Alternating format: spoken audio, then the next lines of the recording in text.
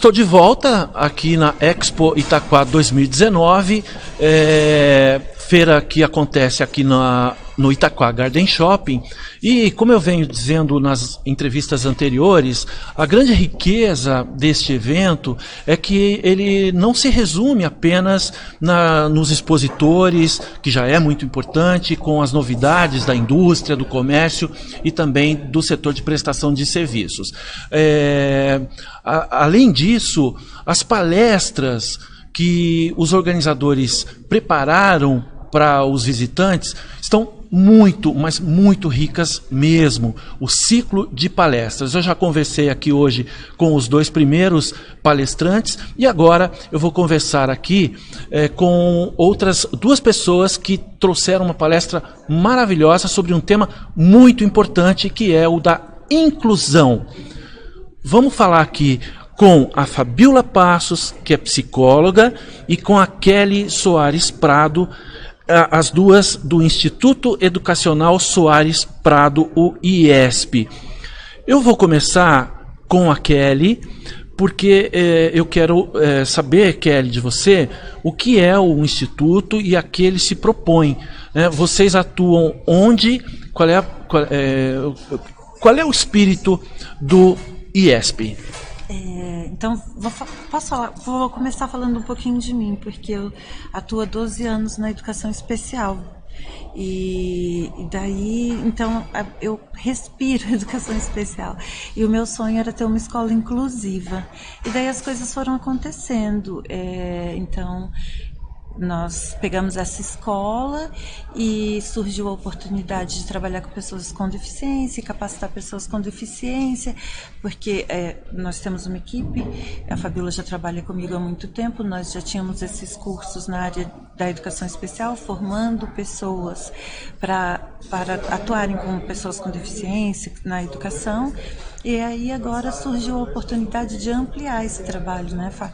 Que uma coisa é você capacitar a criança e agora a gente pegou a continuidade do trabalho, que é capacitar essa criança que sai da escola e entra na empresa. Então, tudo que a gente vivenciou lá na educação, agora nós estamos vivenciando do outro lado, vou dizer assim, né? Então é um sonho de uma vida, porque quando você está na educação e você vai lá, inclui a criança, orienta um professor, orienta uma unidade escolar, como tem que ser esse trabalho, e daí você pensa, quando você está fazendo esse trabalho, você já pensa, e depois que ele sair daqui, o que vai ser dele? Né? E daí surgiu essa oportunidade de capacitarmos as empresas e as pessoas com deficiência para atuarem nas empresas. E daí, a hora que surgiu a oportunidade, corri chamar a Fabíola, falar, vamos nessa empreitada juntas, porque eu penso que como a Fabíola falou na palestra, inovador.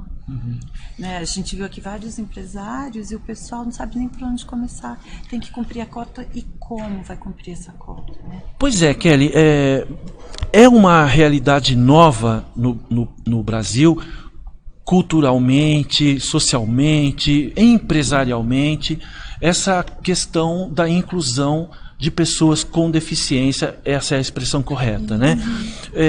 É uma coisa nova no país. Eu me lembro que até bem pouco tempo atrás, pessoas com deficiência tinham muita dificuldade de se inserir no mercado de trabalho, né? Houve uma mudança na legislação e eu acredito então que esse trabalho que vocês fazem vem ao encontro dessa nova realidade, né? Quais são os maiores desafios para uma pessoa com deficiência hoje conseguir entrar no mercado de trabalho, e quais são os maiores desafios das empresas em receberem essas pessoas com deficiência? Olha, eu vou contar uma experiência muito recente, que nós fizemos uma captação de currículos de pessoas com deficiência para encaminhar para essa empresa que a gente já atua.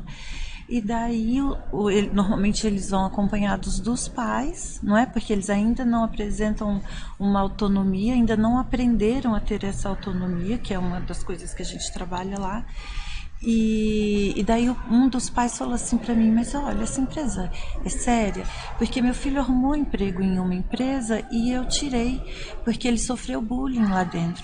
Então é aquilo que a Débora perguntou, como capacitar essa empresa, porque o problema não é só localizar o deficiente e pôr o deficiente para trabalhar, né? A questão é, essa empresa está preparada para receber esse deficiente? Muitas vezes não, mas não é maldade, porque é cultural, é da nossa cultura, falar, você é bobão, você é isso, você... não é? É cultural. É Então, despreparo. isso, despreparo. Então é isso que eu acho que até a Fabíola vai conseguir falar um pouco melhor desse trabalho, mas o foco é capacitar a empresa, capacitar a pessoa com deficiência, capacitar toda a comunidade.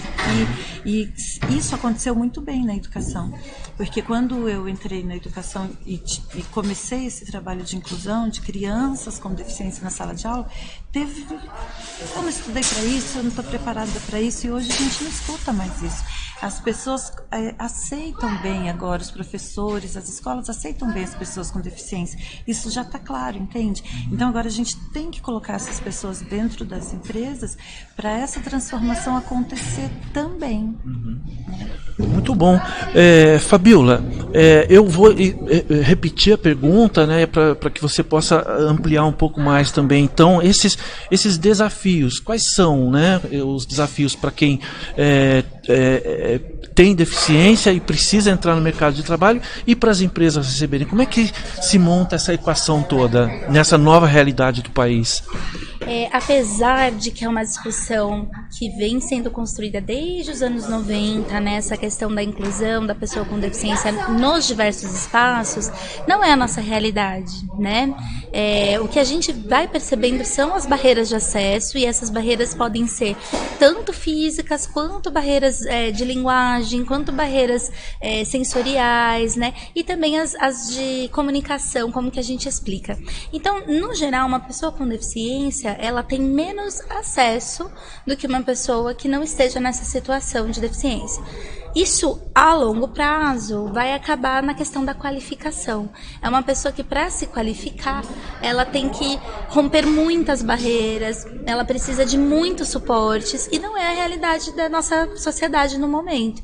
Quando ele chega na idade produtiva, ele está sem qualificação. Então, essa questão da qualificação, ao meu ver, ela é tanto o maior desafio para a pessoa em situação de deficiência, quanto para as empresas. Porque a empresa, ao querer cumprir a lei, ela também precisa desse colaborador produtivo, efetivo no trabalho, né? Porque senão fica uma coisa que é só para cumprir cota. E não é essa a ideia, né, da lei de cotas. A ideia é justamente o contrário, é a gente conseguir ampliar esses espaços. Ao meu ver, assim como a educação está passando por esse momento intermediário, né, em que a gente ainda vê sim situações de exclusão, em que a gente ainda vê sim necessidades de apoio que não estão sendo atendidas, também a questão da inclusão no mercado de trabalho está nesse período intermediário. Mas, se nós fizermos um bom trabalho agora, e quando eu falo nós, eu estou incluindo o Estado, obviamente, mas a iniciativa privada, porque a iniciativa privada também é representante da sociedade. E também cada um de nós. Eu, você, individualmente, nós temos que olhar para esse tema, porque se a gente fizer um bom trabalho agora, de mediação, vai chegar um tempo que isso não vai ser necessário, porque essas pessoas vão estar em todos os lugares, vão ter a mesma capacitação e vai ser normal. Passa a ser natural e automático, né? Então, eu acho que esse desafio da qualificação é o que vai gerando os outros desafios. Aí a gente vai para os desafios sociais, culturais, né? Eu acho que a cultura, de fato, né? A gente tem uma cultura que não é tão inclusiva, mas a cultura é viva. Então, vamos mudar. Se a cultura é assim, então, o que a gente pode fazer para mudar, né? Então, eu acho que é o que eu compartilhei com as pessoas na palestra hoje. Informação e relação. A gente precisa se informar mais e a gente precisa se relacionar mais com as pessoas em situação de deficiência. Falando em informação, para quem é leigo, para quem não acompanha, o que diz a lei de cotas, que mudança foi essa, o que a empresa precisa atender hoje para se adequar à legislação no que se refere às pessoas, no que se refere à inclusão de pessoas com deficiência? Olha, a legislação em si, se você for interpretar, né, você vai achar que ela é bem, assim, objetiva. Então, tem um coeficiente de porcentagem de pessoas em situação de deficiência que você tem que ter na sua empresa, né? Isso depende do seu número de funcionários, do seu alcance, tem esse coeficiente. Isso é bem objetivo. O que está por trás disso? O que é implícito a isso, né? Vai chegar um ponto que você não vai conseguir ficar só com as situações de deficiência que você consegue manejar melhor, né? Então, um exemplo, a deficiência física, as pessoas têm essa visão de que ela é mais simples de eu adequar, né? Porque daí a pessoa tem plena capacidade produtiva, ela só tem ali uma dificuldade na mobilidade, por exemplo, né? Só que daí quando essa pessoa está inserida, eu tenho que modificar a cultura aqui da minha empresa. Então, se o meu refeitório era num lugar que não era acessível, agora eu já vou ter que pensar nisso. Esse refeitório vai ter que descer para o térreo, a gente vai ter que ter um elevador. Então, a lei em si, né, ela é muito prática, mas o que ela tem de inovador é que esse espaço é inaugurado, essas pessoas, estão lá. E aí, a gente precisa se mobilizar. Essa inquietação que nós estamos agora com ela, que eu acho que é o que vai fazer a gente resolver a questão, né? Então, apesar de ser uma lei bem objetiva, ela tem essa dinâmica por trás. Eu quero dar aqui um depoimento, pessoal, não é um depoimento, um testemunho só, bem simples. Eu não sei nem se vou conseguir adequar a sua palestra, mas eu frequento um supermercado que tem vagas para pessoas com deficiência, né? De vários tipos, são uns 2 ou 3 que eu vejo assim. E eu percebo que são profissionais, né? Estão ali, que são muito bem vistos e quistos, né? As pessoas que estão em volta, os funcionários que estão em volta, estão sempre ali brincando, ajudando, vindo. Dá para dizer que é simples, é fácil de se adaptar a essa nova realidade? E será que o que eu vi é uma coisa mais comum do que parece? E se há dificuldades, quais seriam exatamente? É uma questão de se acostumar a conviver e perceber que não há nenhum bicho de 7 cabeças? Eu acho que a barreira atitudinal sempre vai ser a mais difícil da gente conseguir superar. Então, quando você vai falando de um ambiente amistoso, de um ambiente acolhedor, a gente já não tem essa barreira, né, atitudinal, ela já foi rompida. A gente não pode parar aí, no entanto, né? Então, uma das coisas que eu acho que é interessante a gente pensar é que é muito fácil, como você perguntou, é fácil? É muito fácil conviver, é muito fácil compartilhar do espaço. Mas a questão da aprendizagem pode ser desafiante, a depender da demanda que eu estou falando. Então, no caso da deficiência intelectual, por exemplo, a gente tem uma necessidade de apoio diferente. E, às vezes, a gente pode ser muito amistoso, muito acolhedor e pouco instrutivo, né? A gente nem deixa a pessoa ir adiante, a gente fica ali protegendo. Não, faz só isso aqui, ó. Faz só esse trabalho aqui que tá tudo bem. Essa pessoa não vai subindo de cargos, ela não vai tendo ali uma carreira, ela está só empregada. Então, eu acho que sim, a barreira atitudinal é um processo relacional, muito emocional, né, muito afetivo, e é muito bom quando a gente consegue rompê-la, mas ela é a primeira. Depois a gente tem uma série de outras coisas. Então, eu acho que o maior desafio, que eu até brinco, né, é apertar a tecla SAP. É a gente conseguir estabelecer uma comunicação que seja realmente acessível. Como que a gente faz isso? A gente precisa ter escuta. O que essa pessoa precisa? Eu preciso ter atenção. Olha, eu expliquei para ela dessa forma, não deu certo, mas aí eu fui lá e aí eu organizei dessa forma e deu. Então eu vou instruir ela dessa forma, né? É ter essa flexibilidade, né? E não olhar para a inabilidade. A gente precisa olhar para a potencialidade.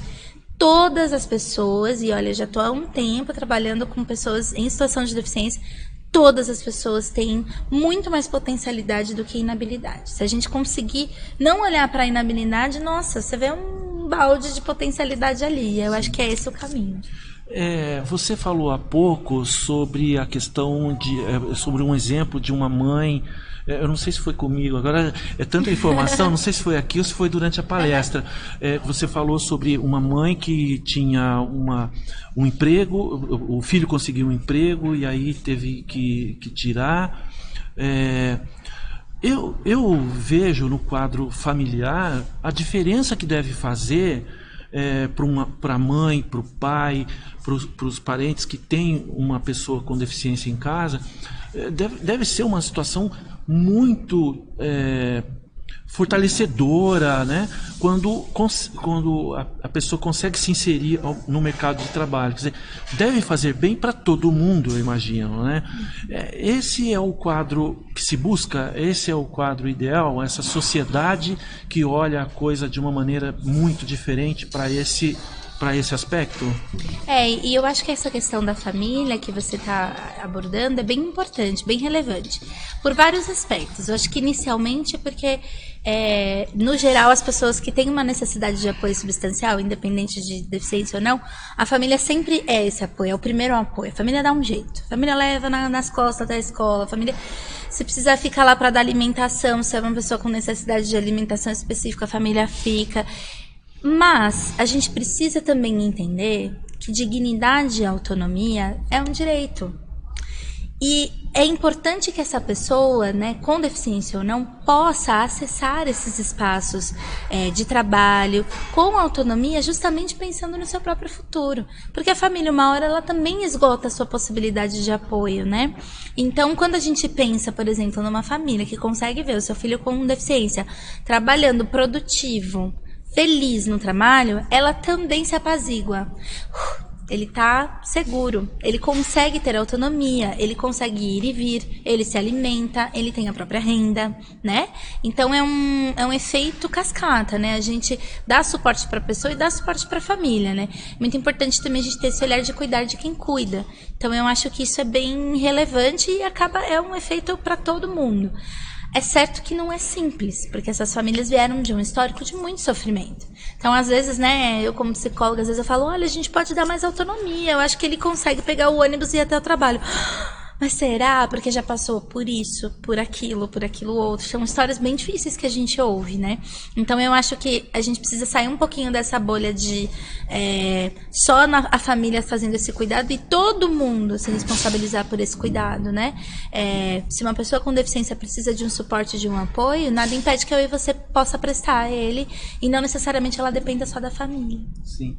Para a gente encerrar, Kelly, eu queria que você me dissesse ainda sobre a atuação do Instituto, onde vocês estão situados, né? E você me falou que há um polo em Itaquá. E depois eu queria que você me dissesse também o seguinte, uma família, né, que tem uma pessoa com deficiência e que quer... uma criança ou um adolescente que querem incluir esse jovem no mercado de trabalho, como que ele pode fazer para receber esse apoio? Ele tem condições de buscar vocês para receber esse apoio? O que precisa fazer? Quais são as exigências? Nós estamos em Brás Cubas, na Avenida Francisco Ferreira Lopes, número 3761.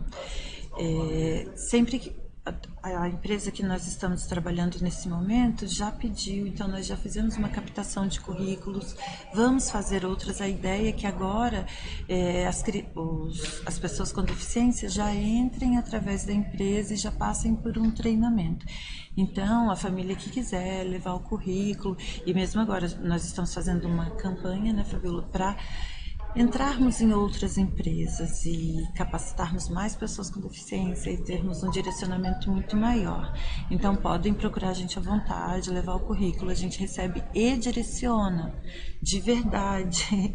E foi até uma família lá que perguntou, não tem curso não, né? Não, o curso tem a formação se a empresa contratar, mas isso é por conta da empresa. Como estamos muito tempo já nessa área, é um prazer, é uma satisfação ver que essas pessoas estão realmente sendo encaminhadas para uma empresa, o trabalho é sério, não é? Então, é Avenida Francisco Ferreira Lopes, 3761, Brás Cubas, Mogi das Cruzes. Temos aqui em Itaquá um polo da Unimes, né? E fica no prédio da FEMP. Então, ali no centrinho ali de Itaquá, no prédio da FEMP, a Rua Guilhermina. Desculpa, agora não lembro de qual era o nome. Próximo ao cemitério. Isso, perto do cemitério. Então tem o polo da Unimes ali. Se o pessoal daqui de Itaquá quiser deixar um currículo lá, pode deixar também, que a funcionária encaminha pra gente lá em Mogi. Excelente. Bom, eu conversei com a Kelly Soares Prado, que é coordenadora do Instituto Educacional Soares Prado, e a Fabiola Passos, que é psicóloga também do IESP. E falamos aqui sobre educação inclusiva, um assunto extremamente importante. Fabiola, Kelly, muito obrigado pela participação de vocês. E eu continuo aqui no Expo Itaquá 2019, daqui a pouquinho com um resumo do primeiro dia, um balanço do primeiro dia de feira com o presidente da FEMP, Carlos Lapic, organizador do evento. E daqui a pouquinho eu volto então com ele para a gente encerrar esse primeiro dia. Até já!